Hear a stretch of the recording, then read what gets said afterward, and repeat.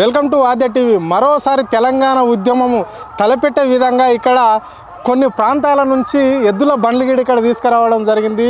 ఇక్కడ ఈ సభకు అంటే ఇక్కడ 25 సంవత్సరాలు పూర్తి చేసుకున్న సందర్భంగా ఈ వరంగల్ సభకు మాత్రం ఎడ్ల బండ్లతోని వినూత్న ఆచారాలతోటి వినూత్న ప్రసాదాలతోని అంటే రకరకాల వాళ్ళు తీసుకొని ఇక్కడ రావడం జరిగింది. మరి ఇవి ఏ ప్రాంతానికి సంబంధించిన మాజీ మంత్రి జగదీశ్వర్ రెడ్డి బొమ్మ అయితే కనిపిస్తుంది. అంటే ఇది సూర్యాపేటకు సంబంధించిన వాహనాల లాగానే ఎడ్ల బండ్ల లాగానే అనిపిస్తుంది. మరి వాళ్ళ మాటలను అడిగి తెలుసుకునే ప్రయత్నం చేద్దాం. కొంతమంది బీఆర్ఎస్ నాయకులు మనతో పాటు ఉన్నారు. సార్ నమస్కారం. బాగున్నారా? బాగున్నాం సార్. సార్ ఏం సార్ మరి సభ ఏంటి ఎంది ఇట్లా అన్ని ఇంత ఇప్పుడు ఇన్ని వాహనాలు ఉండగా ఎడ్ల బండ్లు ఏంటి, ఎడ్ల బండ్లను ఎందుకు తీసుకురావాల్సి వచ్చింది ఇక్కడ? ఇప్పుడు 25 సంవత్సరాల రజతోత్సవ సభ కాబట్టి ఒక కొత్త వింతగా చేయాలనే ఆలోచనతో ఎడ్ల బండ్లతో ప్రయాణం చేయాల్సిన అవసరం ఉన్నదన్న ఆలోచనతో ఎడ్ల బండ్లను తీసుకురావడం జరిగింది. మాది సూర్యాపేట జిల్లా, సూర్యాపేట నియోజకవర్గం.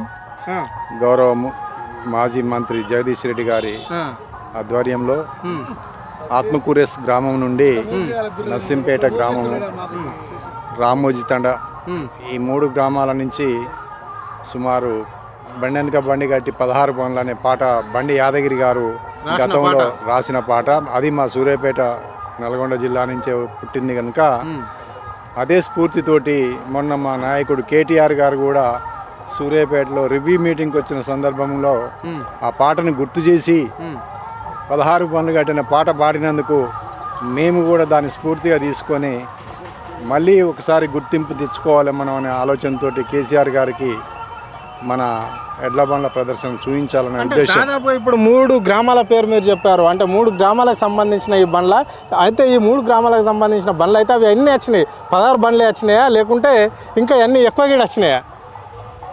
ఎక్కువ కూడా వచ్చినాయి. కాకపోతే ఆ పాటకు 16 బండ్లు అనేది ప్రాముఖ్యత ఉన్నది కాబట్టి 16 బండ్లు అనేది చెప్పుకుంటున్నాం. అంటే సూర్యాపేట నుంచి ఇక్కడ రావడానికి ఎన్ని రోజుల టైం పట్టింది? ఎంతమంది ఆ బండ్లలో వచ్చారు? ఇక్కడ బండికి 2-3 అట్లా ఒక 60 మంది దాకా వచ్చినాం. 6 రోజులు పట్టింది ఇక్కడికి. రోజు 20 కిలోమీటర్ల నుంచి 25 కిలోమీటర్ల వరకు ప్రయాణం చేసి మధ్యలో ఆపుకొని ఎండ ఉన్నప్పుడు ఆపుకోవటం, ఉదయం 9 గంటల వరకు ప్రయాణం చేసి మళ్ళీ సాయంత్రం 5 గంటల నుంచి మళ్ళీ 7 గంటల వరకు ప్రయాణం చేయడం జరిగింది. సో మరి ఇప్పుడు వాటికి దానికి సంబంధించిన మేత కావచ్చు, అంటే ఎద్దులకు సంబంధించిన మేత కావచ్చు, మళ్ళీ ఇప్పుడు ఆ రాకపోకల ఖర్చు, ఫుడ్ ఇదంతా ఉంటుంది కదా, దానికంతా ఇప్పుడు బండికి సంబంధించిన వాళ్ళు బండి యజమాని పెట్టిండా లేకుంటే మీలాంటి దాతలు ఎవరైనా ముందుకు వచ్చి దీన్ని ముందుకు నడిపారా? మేము బయలుదేరిన కాంచి ప్రతి గ్రామంలో కూడా మహిళలు, పెద్దలు, రైతులు అందరూ కూడా ముందుకొచ్చి వారికి తోచిన విధంగా గడ్డి, భోజనాలు అలా ఏర్పాటు చేయడం కూడా జరిగింది. వారందరికీ కూడా మరొకసారి మా కృతజ్ఞతలు తెలియజేస్తున్నాం మా రైతుల తరఫున. అందుకనే ఆ స్ఫూర్తితోటి, మా బండ్ల స్ఫూర్తితోటి గ్రామాలలో కూడా ఒక కొత్త రకమైన ఆలోచన వచ్చేసి మనందరం కూడా కేసీఆర్ మీటింగ్ వెళ్ళాలని చెప్పేసి వాళ్ళందరూ కూడా ఉత్సాహంగా సభకు తరలి వస్తున్నారు. ఆ రకంగా చేస్తున్నాం. అంటే ఇప్పుడు ఈ రేవంత్ రెడ్డి సర్కార్కు వ్యతిరేకంగా బండ్లు తీసుకొచ్చారు ఈ సభకు అనే విషయము అందరికీ రాష్ట్ర వ్యాప్తంగా జనాలకు తెలుసు. అంటే దీని సంకేతకం ఏమనుకోవచ్చు? అంటే ఇప్పుడు రైతుల పక్షం అనుకోవచ్చా లేకుంటే రేవంత్ రెడ్డిని ఎండకట్టడానికైనా ఈ ప్రయత్నం చేసినట్లు అనిపిస్తుంది? రేవంత్ రెడ్డిని ఎండగట్టడం కూడా ఒక కారణం. ఎందుకంటే గత 10 సంవత్సరాలలో రైతుకు ఏమాత్రం ఇబ్బంది లేకుండా 24 గంటల కరెంటు, సరిపోను వాటరు, మే నెలలో కూడా చెరువులన్నీ అలుగులు పోసినటువంటి దృశ్యాలు మీరందరూ కూడా పత్రికల వారు చూసిండ్రు, మేము అనుభవించినాం. ఎక్కడో ఉన్నటువంటి మాది కోదాడ కాన్స్టిట్యున్సీ దాకా మా సూర్యాపేట జిల్లాలో గోదావరి నీళ్ళు పారించిన ఘనత మా మాజీ మంత్రివర్యులు జగదీష్ రెడ్డి గారికి, కేసీఆర్ గారికి దక్కింది. ఇదే కాంగ్రెస్ గవర్నమెంట్ వచ్చిన తర్వాత ఏమైనా ఆ నీళ్ళు అంతకంటే ఎక్కువ వర్షాలు పడినాయి ఈ సంవత్సరం. అయినా మా పొలాలన్నీ ఎండిపోయినాయి.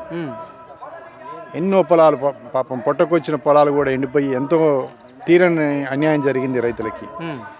కావున ఇవన్నీ కూడా మా నాయకునికి చెప్పుకొని మాకు సరైన హామీ తీసుకోవాలనే ఉద్దేశంతో ఇక్కడికి రావడం జరిగింది. Okay, right. చెప్పండి సార్, ఎట్లా ఉంది మరి రేవంత్ రెడ్డి సర్కారు ఏ విధంగా ఈ 16 నెలల పాలనను ఈ రాష్ట్రంలో పూర్తి చేసింది? ఎట్లా అనిపించింది జనాలకు రేవంత్ రెడ్డి సర్కారు ఇచ్చిన హామీలన్నీ నెరవేరినట్లన్నా? 6 నెలల్లోనే రేవంత్ రెడ్డి పాలన అయిందనేది తేలిపోయింది. ప్రజలు కూడా అర్థం చేసుకున్నారు. 420 హామీలు 420 హామీలు ఇచ్చి అధికారంలో గద్దెనెక్కిండు. ప్రజలకు కూడా అర్థమైపోయింది ఇవన్నీ మోసపు హామీలు, మోసపు మాటలు అని చెప్పేసి. ఇచ్చిన 6 గ్యారెంటీలో ఏ ఒక్కటి అమలు కాలేదు. ఇచ్చిన ఆర్టీసీ బస్సు ఒక్కటి కూడా అయింది. అందులో కూడా పంచాయతీలో పెట్టుకుంటున్నారు.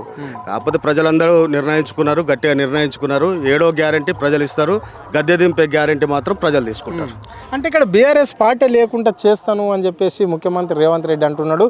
కేసీఆర్ ఆనవాళ్ళగిడ ఇక్కడ ఈ రాష్ట్రంలో ఉండకుండానే చేయడమే నా లక్ష్యంగా, దాన్ని ముందుకు తీసుకుపోతా అని చెప్పేసి అంటున్నాడు. ఇంకో విషయానికి వస్తే బీఆర్ఎస్ కార్యకర్తలు ఎక్కడ ఏ గ్రామంలో అయినా కాంగ్రెస్ కార్యకర్తలకు యాంటీ చేస్తే చెట్టుకు తాడేసి వాళ్ళని కిందికి మీదికి చేసి కొట్టవలసిన పరిస్థితి రాష్ట్రంలో వస్తుంది అని చెప్పేసి అన్నాడు. ఈ వాక్యాలను మీరు ఎట్లా చూస్తారు? రేవంత్ రెడ్డి పిచ్చి మాటలు. బీఆర్ఎస్ను లేకుండా చేయడం అనేది కాదు, కానీ ఫస్ట్ కాంగ్రెస్ను లేకుండా చేస్తున్నాడు. ఇక్కడ తెలంగాణలో 20 సంవత్సరాలు బొందబెట్టిండు. మరి ఇక కార్యకర్తల జోలికి, బీఆర్ఎస్ కార్యకర్తల జోలికి చెట్టుకు చీరేస్తా అంటే, మేము శక్తివంతులైన ఆంధ్ర పెత్తందారులు, ఆంధ్ర వలసలతోటి పోరాటం చేసినాం, జైల్లోకి పోయినాం. మాకు ఉద్యమాలు కొత్త కాదు, జైళ్ళు కొత్త కాదు. ఇట్లాంటివన్నీ పిచ్చి మాటలు మాట్లాడుతున్నాడు. ఫ్రస్ట్రేషన్ తోటి ప్రజల్లో ప్రతి ఒక్కళ్ళు కూడా ఏ వర్గం సంతోషంగా లేదు, రైతాంగం సంతోషంగా లేదు, వ్యాపారస్తులు సంతోషంగా లేరు, ప్రతి ఒక్కరు అసంతృప్తితోటే ఉన్నారు.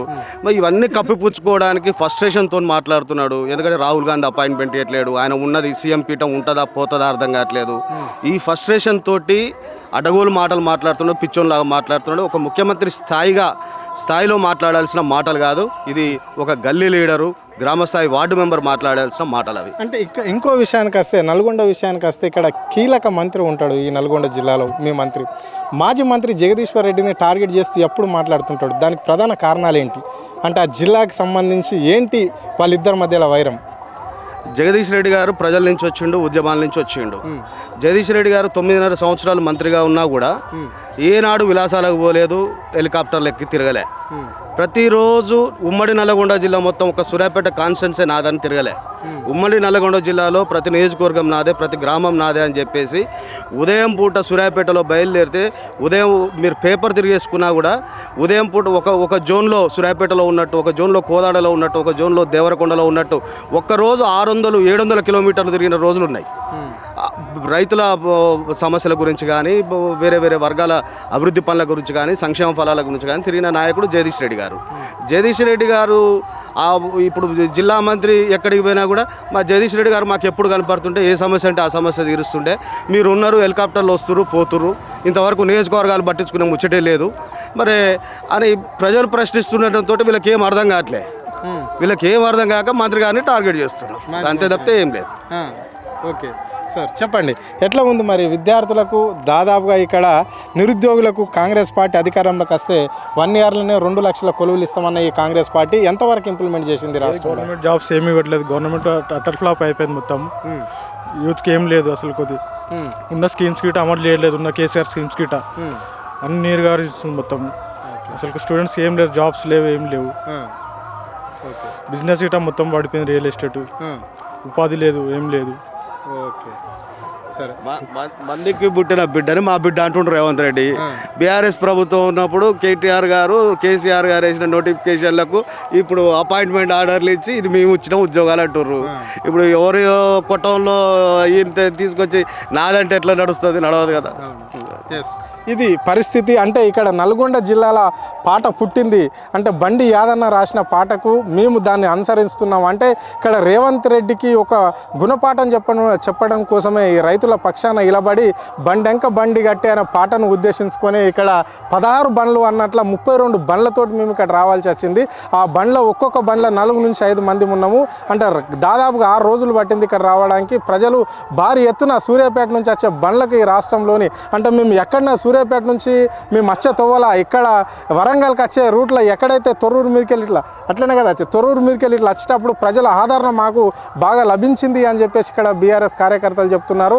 ఇప్పుడు కేసీఆర్ను కేసీఆర్ను మళ్ళీ ముఖ్యమంత్రి చేయడమే మా లక్ష్యం అని చెప్పేసి సూర్యాపేట ప్రజలు చెప్పడం అనేది జరుగుతుంది. అంటే మా ప్రాంతాన్ని ఎడారి ప్రాంతం చేసిన ఘనత ఇక్కడ రేవంత్ రెడ్డికే దక్కుతుంది. అంటే అక్కడ కేవలం జగదీశ్వర్ రెడ్డి గెలిచిన ఒక కారణంతో మా ప్రాంతాన్ని మొత్తం 9.5 సంవత్సరాల కాలంలో సస్యశ్యామలంగా ఉన్న వరి పంటలు ఈరోజు ఎండిపోయినాయి. గతంలో మీరు చూశారు కదా మొన్నటి వరకు. అంటే అక్కడ దామోదర్ రెడ్డి గెలిస్తే మాత్రం ఇలాంటి పరిస్థితి ఉండేదో లేదో తెలియదు, కానీ రేవంత్ రెడ్డి జగదీశ్వర్ రెడ్డి గెలిచిండని ఒక కారణంతో రైతుల పుట్టగొట్టే ప్రయత్నం చేసిండు, రైతుల ఉసురు పోసుకునే ప్రయత్నం చేసిండు. కాబట్టి ఈరోజు భారీగా మేము ఇక్కడ కేసీఆర్ సభకు రావాల్సి వచ్చింది. ఇప్పుడు రాబోయే స్థానిక సంస్థలలో కేసీఆర్ ప్రభుత్వానికి పెద్దపీట వేస్తామని చెప్పేసి సూర్యాపేట ప్రజలు చెప్పడం అనేది అయితే జరుగుతుంది. కెమెరా పర్సన్ ప్రవీణ్తో అరుణ్, ఆదే టీవీ, హైదరాబాద్.